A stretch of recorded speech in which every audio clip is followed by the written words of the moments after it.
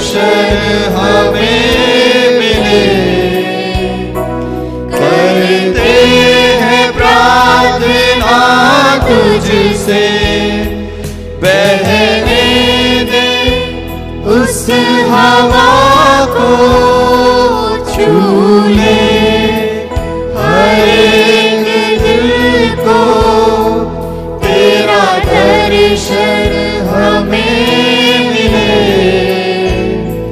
करते हैं प्रार्थना तुझसे, तेरी महिमा से, तेरे सामर्थ से, फिर से तू अभिषेक कर दे। तेरी महिमा से, तेरे सामर्थ से, फिर से तू अभिषेक कर दे। पवित्र आत्मा, पवित्र आत्मा,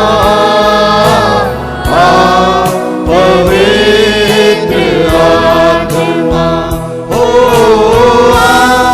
पवित्र आत्मा, पवित्र आत्मा, पवित्र आत्मा। Good morning, praise the Lord, जय मसीह की। और एक बार प्रभु यीशु के नाम से आप लोग सभी का स्वागत है। हार्वेस्ट चर्च की तरफ से ये प्रोग्राम बिल्डिंग स्ट्रॉन्ग फैमिलीज, और यही हमारा बोझ है, प्रार्थना पूर्वक प्रभु के वचन के द्वारा ही आपके घर और परिवार को हम दृढ़ कर सके, क्योंकि परमेश्वर ही है जो हमारे घर को निर्माण करता है, बढ़ाता और बनाता। हमारी रुपया, हमारी दौलत, हमारी बुद्धि, पहुंच, पहचान थोड़े ही सीमा तक काम कर सकती है, परंतु बाइबल कहती है जब तक यहोवा परमेश्वर घर ना बनाए, बनाने वाले की सारी मेहनत व्यर्थ हो जाती है। हम परमेश्वर का धन्यवाद देते, ये माध्यम जो प्रभु ने बनाया, जिसके द्वारा ये संदेश आपके घरों तक पहुंचा सकता है। मैं आप लोग सभी का धन्यवाद देना चाहता हूं जो आगे हाथ भी बढ़ाए हैं आप लोग ने इस प्रोग्राम को स्पॉन्सर करने के लिए। मैं मुजफ्फरपुर से, जो उत्तर प्रदेश से सिस्टर नीलिमा रॉय ने जो 6,500 रुपये का भी आपने दान भेजा इस प्रोग्राम के लिए, हम आपके बहुत बहुत आभारी है। परमेश्वर आपको, आपके घर परिवार को बहुत ऐसे आशीष दे ना। ये कार्य परमेश्वर का है, हम सब मिल करके उसके राज्य को बढ़ा रहे हैं। और जब हम उसके राज्य और उसके घर की चिंता करते हैं, आप देखना कैसे प्रभु हमारे घर की, हमारे परिवार की ना चिंता करता है, बढ़ाता है और बनाता है। एक एक गवाहियों के लिए हम धन्यवाद देते हैं, आप लोग जो कॉल कर रहे हैं, और ये प्रार्थना ये सब लोगों के लिए हो रही है। परमेश्वर आप सभी को बहुत ऐसे आशीष दे। आइए आज हम परमेश्वर के वचन को खोलेंगे, और मेरे साथ बाइबल आप खोलिएगा, जो पाया जाता है 2 शमूएल पहला चैप्टर और 19 कलम। 2 शमूएल पहला चैप्टर और 19, 2 शमूएल 1:19। और ये दाऊद राजा के कुछ शब्द है। हे इज़राइल, तेरा शिरोमणि तेरे ऊंचे स्थान पर मारा गया। हाय शूरवीर, क्यों कर गिर पड़े हैं। इंग्लिश में, the beauty of Israel is slain upon thy high places. How are the mighty fallen? How are the mighty fallen? Israel के शूरवीर, ये बड़े बड़े योद्धा, ये कैसे गिर पड़े। आज का शीर्षक यही है, How are the mighty fallen? ना कैसे शूरवीर योद्धा ना प्रभु के दास दासी लोग जो लंबे दौड़ चुके हैं, कई बार वो ठोकर भी खा जाते हैं, कई बार वो पाप में भी गिर जाते हैं। आज का संदेश थोड़ा सा टाइट होने वाला है, ध्यानपूर्वक सुनिए।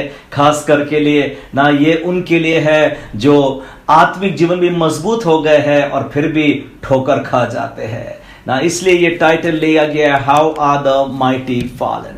ये दाऊद राजा ने जो ये वाक्य बोला है, ये पढ़ करके लगता है कि दाऊद बिल्कुल शॉक्ड हो गया है ना। ये खबर को सुन करके वो जानता था ये राजा शाऊल और उसका बेटा योनाथन ये शूरवीर है ये बड़े योद्धा है, ये अपने तलवार को चलाने में उस्ताद लोग हैं, पर यहां पर कितने एक साधारण सिंपल रीति से एक युद्ध में ये दोनों बाप और बेटे मारा गए ना। दाऊद का दिल रो पड़ा, रो करके ये कहता है ये कैसे हुआ, इज़राइल के ये बड़े बड़े शूरवीर सब मारे गए, how are the mighty fallen, रो करके कहता है ना। देखिएगा शाऊल राजा ये जो लड़ाई लड़ रहा है उसकी यहां पर शारीरिक मृत्यु हुई है, परंतु बहुत से कई बार माइटी मैन, शूरवीर, उनको आत्मिक रीति से कई पाप में गिर जाते हैं या आत्मिक मृत्यु भी हो जाती है ना। शारीरिक मृत्यु तो पीछे आती है, पहले वो आत्मिक मृत्यु उनकी हो जाती है जब वो परमेश्वर से दूर भटक जाते हैं और पाप में गिर जाते हैं और ये धोखे के कारण अपने अभिषेक को भी वो खो बैठते हैं। बाइबल में लिखा है पहला शमूएल उसका 16 चैप्टर और 13 कलम ना, और यहां पर क्या वचन कहता है, पहला शमूएल 16:13, तब शमूएल ने अपने तेल की सींग लेकर उसके भाइयों के मध्य में उसका अभिषेक किया, मतलब दाऊद का अभिषेक किया, और उस दिन से लेकर भविष्य में यहोवा का आत्मा दाऊद पर बल से उतरा रहा। तब शमूएल उठकर रमा में चला गया। 14 कलम इंपॉर्टेंट है, कहता है और यहोवा का आत्मा शाऊल पर से उठ गया और यहोवा की ओर से एक दुष्ट आत्मा उसे घबराने लगी ना। यहां पर जब शाऊल ने परमेश्वर की आज्ञा का कुछ भंग किया था, प्रभु ने जो बोला था करने को उसने नहीं किया है ना, अब परमेश्वर की आत्मा शाऊल पर से उठ गई है। शाऊल की यहां पर आत्मिक मृत्यु हो गई है। परमेश्वर ने ठीक उसी समय दूसरा उपाय, ऑल्टरनेटिव ना, एक छोटे से गांव में यसी के पुत्र दाऊद को अभिषेक किया और परमेश्वर का आत्मा अब दाऊद पर उतर आया और बड़ा भारी अभिषेक दाऊद पर उतर आया ना। मैं ये विश्वास करता हूं अगर प्रभु के अभिषेक दास बहुत लंबे समय तक पाप के साथ खेलते ही रहते हैं ना, और वो परमेश्वर से दूर भी चले जाते और पछताते भी नहीं हैं, तो ये सुन लेना परमेश्वर के पास दूसरा उपाय है। परमेश्वर के पास में ऑल्टरनेटिव विकल्प पाए जाते हैं ना। ये कभी भी मत सोचना कि आप परमेश्वर की दृष्टि में इंडिस्पेंसिबल है, अपरिहार्य है, या तो आप सोचते हैं कि मेरे बिना परमेश्वर का काम नहीं चल सकता है। इस धोखे में हम कभी ना बैठने पाए। परमेश्वर के पास में अनेक ऑल्टरनेटिव होते हैं अगर अभिषेक दास अपने अभिषेक के साथ में खेलता रहता है। बाइबल में हमें बहुत सारे उदाहरण मिलते हैं जहां पर प्रभु के दास लोग, वहां पर पहले आत्मिक मृत्यु हुई और उसके बाद वो शारीरिक मृत्यु से उन पर आ जाती है ना। कुछ उदाहरण बाइबल से 3-4 पढ़ूंगा फटाफट में ना। आदम भी इससे पहले कि शारीरिक रीति से वो मरा, फाइनली वो आत्मिक रीति से प्रभु की दृष्टि से अलग हो गया था जिस दिन उसने पाप किया ना। वो भी परमेश्वर की पहला प्रथम पुरुष था, परमेश्वर की आत्मा से परिपूर्ण किया था, परंतु पाप होने के द्वारा आत्मिक मृत्यु हो गई और प्रभु के उपस्थिति से दूर हो गया है ना। शमशून के बारे में लिखा है, वो भी अभिषेक प्रभु का दास था, परंतु ना वो पाप के साथ खेलता था। और न्यायाधीश 16 चैप्टर में और 20 कलम में लिखा है, जब फिलिस्तीय उसे पकड़ने के लिए आए, वो सोचा कि जैसे मैंने इससे पहले फिलिस्तीयों को मार डाला था, मैं उठ करके उन्हें मार दूंगा, परंतु वो नहीं जानता था। न्यायाधीश 16:20, वो तो ना जानता था कि यहोवा उसके पास से चला गया है ना। परमेश्वर की उपस्थिति चले गए, आत्मिक मृत्यु हो गई उसकी, अब उसका बल कोई काम में नहीं आने वाला है। यहूदा इस्करियोत भी अभिषेक प्रभु का दास था। प्रभु ने इन 12 को अपने पास बुलाया था, इन्हें अभिषेक किया था, अधिकार दिया था, चंगाई करने का भी अधिकार दे रखा था, परंतु इसने भी 30 चांदी के सिक्के के लिए परमेश्वर को बेच दिया। और वचन कहता है लूका का 22 चैप्टर में 3 कलम में लिखा है ना, और शैतान यहूदा इस्करियोत में समा गया ना। ये अभिषेक प्रभु का दास पतरस भी एक करीब आत्मिक मृत्यु के करीब गुजर रहा है, जब उसने कहा था मत्ती 16 चैप्टर और 23 कलम में, यीशु ने उसे डांट कर कहा ना, हे शैतान तू मेरे सामने से पीछे हट, तू तो मेरे लिए ठोकर का कारण बन गया है। ये अभिषेक प्रभु के दास है, परंतु इन्होंने कुछ कारणवश शैतान को मौका दे दिया। और एक उदाहरण दाऊद राजा के बारे में, जब बैतशेबा के साथ में उसने पाप किया, उसको ये प्रार्थना करनी पड़ी परमेश्वर के आगे में। भजन संहिता 51 और 11 में उसने ये प्रार्थना किया, मुझे अपने सामने से निकाल ना दे और अपने पवित्र आत्मा को मुझसे अलग ना कर। ये अभिषेक बड़े बड़े प्रभु के दास, माइटी मैन ऑफ गॉड, ये शूरवीर है, पर कहीं ना कहीं कुछ गलती कर रहे हैं, पाप कर रहे हैं, और परमेश्वर का अभिषेक उन पर से उठा लिया जाता है ना। ये हमको बहुत सावधानी के साथ अपने आत्मिक जीवन को बिताना बहुत जरूरी है।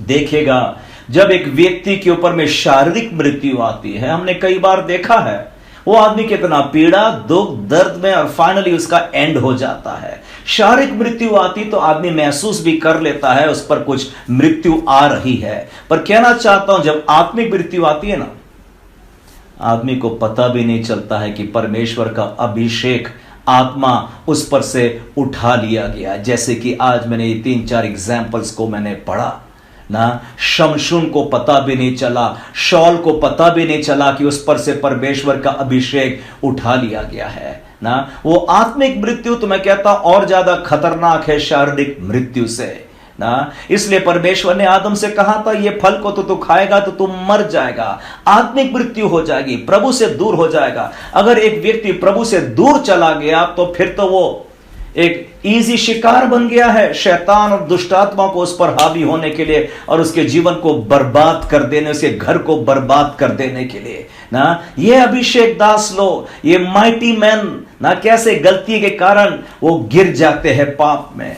आजकल जगह जगह अडल्ट्री, व्यभिचार ना, शादी पूर्व कुछ संबंध, एक्स मैरिटल अफेयर, कुछ शादी के पहले सेक्स हो रहा है, कुछ लिव इन पार्टनर्स, ये सारी बातें कितना हम आज अखबारों में, टीवी में, इंटरनेट पर सुनते जा रहे हैं ना।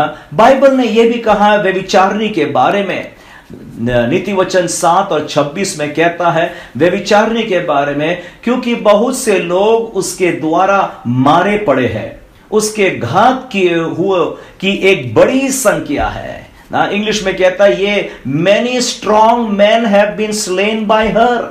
वो विचारने के द्वारा बड़े बड़े को उसने शिकार कर दिया है और गिरा भी दिया है। 27 कलम उसी का कहता है, उसका घर अधोलोक का मार्ग है, वो मृत्यु के घर में पहुंचाता है। उसका घर अधोलोक का मार्ग है ना। व्यभिचारिणी जब आती है सामने में, जरूरी नहीं वो पोशाक उसका व्यभिचारिणी के समान या वेश्या के समान होगा। कई बार वो स्त्री ना, वो एक साधारण सिंपल लेडी के समान भी आती होगी, जिसको कोई जरूरतमंद है ना, कुछ कपड़ा होना, कुछ भोजन होना, कुछ सहायता होना, कुछ सलाह या तो प्रार्थना होना ना। उस कारण से वो आती है प्रभु के अभिषेक दास और दासियों के पास में, और कई बार प्रभु के दास लोग धोखे में पड़ जाते हैं और अपनी अपनी सीमा के पार कर लेते हैं, और वो अपने अभिषेक को गवा देते हैं। मुझे याद है मेरी मां ने एक बात जरूर मुझसे कहा था, John hold on to your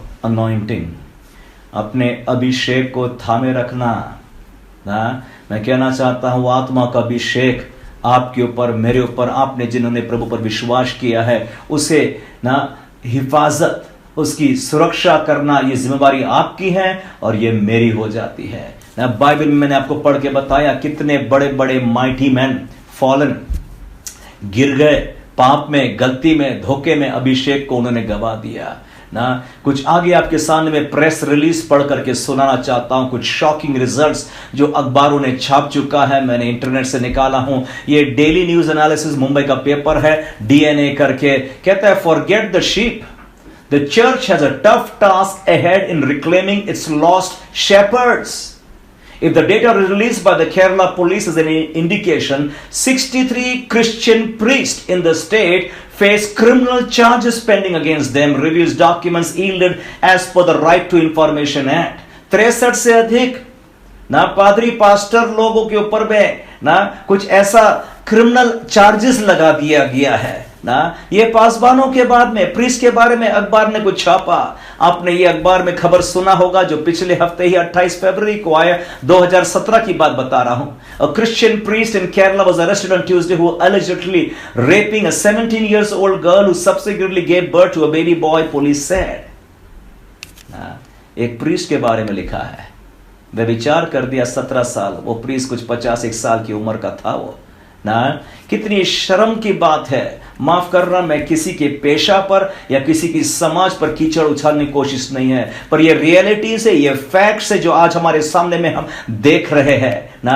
अभी देखिएगा, ना केवल क्रिश्चियन फेथ पर दूसरे फेथ में भी चले जाओ आप, बहुत सारे अखबारों में खबर और टीवी में खबर ना हमने देख चुका। कितने टॉप मोस्ट पॉलिटिशियंस होंगे, प्रेसिडेंट ऑफ नेशंस भी हो सकते हैं, वो बड़े बड़े सीईओज हो सकते हैं, कंपनी के मैनेजर्स होते हैं, वो सब शैतान के शिकार हो गए। उन्होंने अपना धंधा पानी, कैरियर, जॉब, बिजनेस और परिवार को कितना नुकसान लेकर आ गया, क्योंकि वो कोई धोखे में पड़ गए, व्यभिचार में और पाप में पड़ गए। मैं सोचता हूं आपके पास बहुत सारी ऐसी कहानियां होगी ना, जहां पर आपने सुना है, how are the mighty fallen, कैसे वो सोचा भी नहीं था ये अभिषेक प्रभु का दास और दासी वो इतने बड़ा भारी प्रभावशाली काम करता है, कैसे वो पाप में गिर गया। ये एक बहुत सीरियस क्वेश्चन है, हम सभी का इसको सामना करना बहुत जरूरी है ना। इसलिए आज के लिए मैंने एक एग्जाम्पल लिया हूं बाइबल से, जिसको आपने शायद कई बार पढ़ चुका होगा, परंतु यह भी पढ़ना बहुत जरूरी है। यह पाया जाता है न्यायाधीश 16 चैप्टर में, और पूरा चैप्टर उसके बारे में, शमशून और डिलाइला के बारे में। शमशून हम जानते क्या ही अभिषेक प्रभु का दास, उसने तो एक बार अकेले 1000 लोगों को मार डाला ना। उसने तो एक बार जिस नगर में बंद कर दिया गया था, पूरा नगर का फाटक उठा करके भाग गया ना। कितने बार इसने इजराइल को विजय दिलाया। अभिषेक था, आत्मा का अभिषेक से काम कर रहा था वो ना। वो अपने शारीरिक बल से नहीं था, परंतु आत्मा के अभिषेक से वो भारी काम करते जा रहा था। परंतु शैतान ने उसको उसके पीछे एक एजेंट लगा दिया ना। वो नहीं समझ पाया ना, वो लड़की जो उसके साथ घूम रही है वो कौन है ना। न्यायाधीश 16 चैप्टर 15 कलम पढ़ देना चाहता हूं। तब दलीला ने उससे कहा, तेरा मन तो मुझसे नहीं है, फिर तू क्यों कहता है कि मैंने तुझसे प्रीति रखा हूं। तूने ये 3 बार मुझसे छल किया और मुझे नहीं बताया कि तेरे बड़े बल का भेद क्या है। सुनिएगा, तेरे बड़े बल का भेद क्या है ना, तेरा स्ट्रेंथ कहां पर पाया जाता है, तूने ये बात मुझे नहीं बताया। 16 कलम कहता है, सो जब उसने हर दिन बातें करते करते उसको तंग कर दिया और यहां तक हट किया कि उसके नाकों में दम आ गई ना। इतना पीछे इतना पीछे इतना पीछे उसके लगा रही वो ना, यही पता लगाने कि तेरे बल का स्रोत, सोर्स क्या है, कहां से तुझे इतनी शक्ति है ना। शमशून जरूर से इतना शारीरिक रीति में बलवान व्यक्ति है, परंतु मैं कहता हूं आत्मिक रीति से यह भावनात्मक, इमोशनली शायद कमजोर व्यक्ति पाया जाता है। वो इतना भी नहीं समझ सका कि यह स्त्री उसकी प्रेमिका नहीं है, परंतु शैतान का एक दूत है जो उसके पीछे भेजा गया है उसके अभिषेक को चुरा लेने का। एक बार जब मैं यॉर्क पेंसिल्वेनिया में प्रचार कर रहा था अमेरिका में, और वो पासबान से मुलाकात जब हुई थी मेरी, उसने बताया कुछ बहनें उसके चर्च में है जो पहले शैतान के एजेंट थे हमारे शहर में, और उन्होंने बताया ये 3 लेडीज थी गांव में ना, जिनके पास पूरे लिस्ट था, डायरी था, गांव में कितने पासबान, पास्टर और कौन पूर्ति के साथ में सेवकाई में आगे बढ़ रहा है, और उन्होंने लिस्ट बना करके डायरी में लिख करके रखा है कि कितने कितने अभिषेक प्रभु के दासों को इन्होंने पाप में गिरा दिया। एजेंट्स ऑफ द डेवल वो घूम रहे ना, वो ढूंढते हैं कैसे इनको नाश कर दे, इनको गिरा दे। खैर, इस बहन जो उनके चर्च में आना चालू हो गया, उसने मन फिराई, पछताव करी, परंतु अंगीकार करके बताई उसका मिशन क्या था। आज भी शैतान के बहुत सारे दूत हमारे नगरों में घूमते हैं, हमारे चर्चेस में भी आ जाते हैं, हम समझ नहीं पाते हैं। हमारे वर्क प्लेस में, ये वाला पार्ट बहुत लंबा होगा इसलिए मैं सेकंड पार्ट भी चलूंगा, जब हम कुछ वर्क प्लेस, हमारे नौकरी के बारे में हम सीखेंगे, और वहां पर क्रिश्चियन एथिक्स ना कुछ नैतिक बातों पर जिन पर जोर देना हमें बहुत जरूरी है, नहीं तो हम बहुत जल्दी शिकार हो सकते हैं शैतान के। ना ये स्त्री ना शैतान का एक दूत थी, जिसको ना फिलिस्तियों ने, उसी का 16 चैप्टर और 5 कलम में लिखा है, पूरा पढ़ने का समय नहीं है, परंतु वो फिलिस्ती सरदारों ने उसको कहा था, हम में से हर एक जन 1100 चांदी के सिक्के तुझे देंगे, तेरा मिशन, तेरा उद्देश्य ये रहेगा, तू पता लगाना वेयर हिज ग्रेट स्ट्रेंथ लायथ, उसका बल का स्रोत क्या है, कैसे इसमें इतनी शक्ति है। एक एजेंट थी, बेचारा शमशून ना पता नहीं लगा सका, और उसने एक दिन पूरा रहस्य बता दिया कि मेरे बाल आज तक पर ना इस पर छुरी और चाकू नहीं चला दिया गया है। उसके जब बाल काटे गए, उसने सारा अभिषेक को वहां पर गवा दिया ना। उसका ये परमेश्वर की आज्ञा का भंग, बिकॉज वो नाज़रीन था। आदम और हवा ने वो पेड़ का फल खा लिया। फल खाना बड़ी बात नहीं थी, पर प्रभु की आज्ञा का भंग करना वो बड़ी बात थी। शमशून ने भी प्रभु की आज्ञा का भंग कर दिया, और शाऊल ने भी प्रभु की आज्ञा का भंग कर दिया, और उसका परिणाम देखा ना, फिर तो वो लट्टू बन गया फिलिस्तियों के हाथों में। उसको तो ऐसी खेल खिलौना समझ लिया उसको ना। और लिखा है, उसके पहले आंखें को फोड़ दिया, उसको जंजीरों से बांधकर अभी चक्की पीसता है, जेल में बंद कर दिया गया है ना। इतना बड़ा भारी अभिषेक दास, मैंने गो फॉर दी आईज करके सेशन ले चुका हूं, जहां पर शैतान अभिषेक प्रभु के दास दासियों के आंखों को फोड़ देता है। जरूरी नहीं फिजिकली, परंतु स्पिरिचुअली तोड़ देता है, परंतु क्योंकि उसके कारण अभी उनके पास रोया नहीं है, दर्शन नहीं है, वचन पढ़ने से प्रकाशन भी उनके पास में नहीं है। हमको कितने सावधानी के साथ में अपने जीवनों को बिताना है, यह जान लेना कि हमारी बल और शक्ति पवित्र आत्मा की अभिषेक के द्वारा ही प्राप्त होता है। उसके बगैर मेरा स्किल्स, मेरा विजडम, मेरा रुपया, मेरा पहुंच, मेरा पहचान कुछ काम में नहीं आने वाला है। ये प्रभु का घर है, प्रभु का राज्य, उसको निर्माण करते हैं। बिना पवित्र आत्मा की सामर्थ के हम कुछ नहीं कर सकते।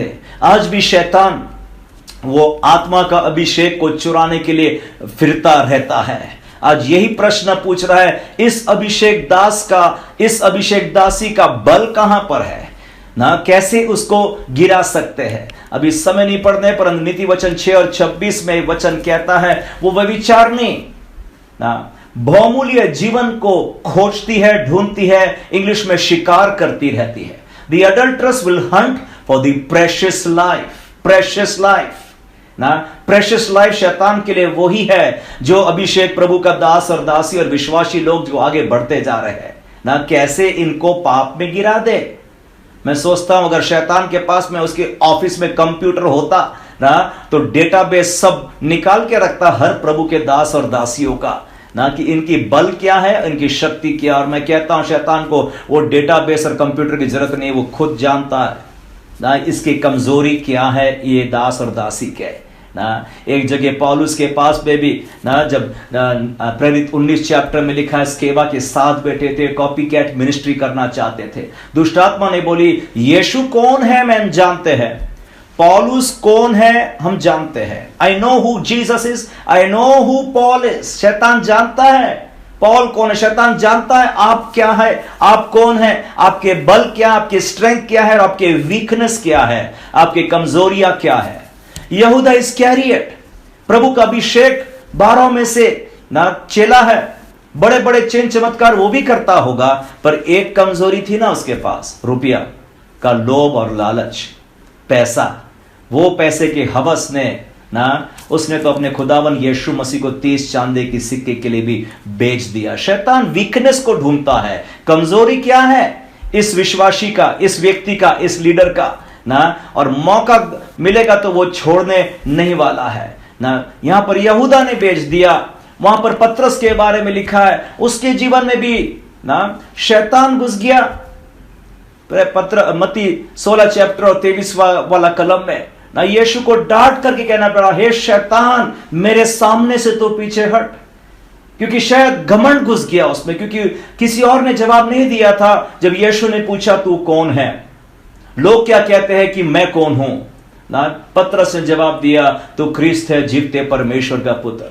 और यीशु मसीह ने वही बोल दिया, वाह वाह धन्य है तू पतरस, मांस और लहू ने नहीं ना, परमेश्वर पिता ने ये बातों को तुझ पर प्रकट किया है ना, शायद उसका कॉलर टाइट हो गया होगा, बहुत खुश हो गया। बातें तो ऐसी होती ना, हम में से बड़ा कौन। और यीशु मसीह ने भरे चारों चेलों के सामने कह दिया है ना, धन्य है तू पतरस, पिता ने ये बातें तुझे प्रकट किया। शायद घमंड इतना घुस गया कि अभी यीशु मसीह को डांट कर फटकार कर कहने लगा ना। सो ये अभिषेक प्रभु के दासों ने मौका दे दिया छोटी छोटी गलतियों के कारण शैतान को उनके जीवन को बर्बाद करने के लिए। दाऊद ने बैतशेबा के साथ ना, वो अभिलाषा, वो भूख, वो प्यास, वो सुंदर स्त्री के चक्कर में उसने अपने परिवार में नुकसान लेकर के आ गया ना। सुलेमान का जो बड़ा भाई था, जो बैतशेबा का पहलौठा था, वो मर गया। ये दाऊद की गलती है ना। कितने बार अभिषेक प्रभु के दास दासी लोग, विश्वासी लोग, जिनके बारे में हम सोच भी नहीं सकते हैं, आगे दौड़ते दौड़ते दौड़ते ठोकर भी खा जाते हैं। इसलिए दाऊद ने, जो आज हमने ओपनिंग वचन को पढ़ा है ना, ये कैसे इजराइल के शूरवीर गिर गए और मर गए। How are the mighty fallen ना। अभिषेक प्रभु के दास दासी लोग कई बार आत्मिक जीवन में भी वो गिर जाते हैं। इसलिए मेरे प्यारे भाई, मेरे प्यारे बहन, अपने पारिवारिक जीवन को आपको दृढ़ रखना जिम्मेदारी आपकी है ना।